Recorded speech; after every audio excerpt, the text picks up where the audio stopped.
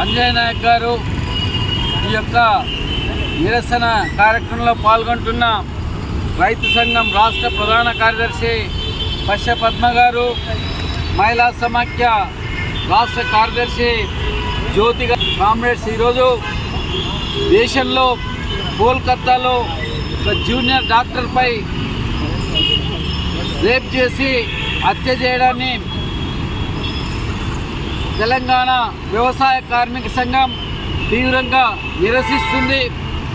దానికి సంబంధించిన దోషులను తక్షణమే అరెస్ట్ చేయాలని డిమాండ్ చేస్తూ ఉంది.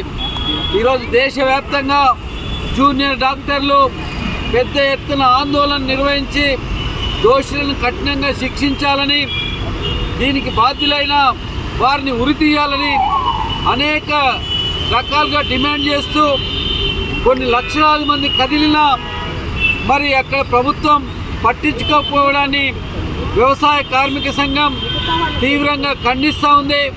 తక్షణమే మరి దానికి బాధ్యులైన దోషులను అరెస్ట్ చేసి వారిని ఉరిదీయాలా. అదేవిధంగా ఇలాంటి సంఘటనలు మరొకసారి చేస్తే తీవ్రమైన ఇబ్బందులు ఉంటాయని మరి వారికి తెలియజేయాల్సిన అవసరం ఈ ప్రభుత్వం పైన ఉంది. తక్షణమే బాధితులను రక్షణ కల్పించి దోషులను అరెస్ట్ చేయాలని డిమాండ్ చేస్తూ ఉన్నాం.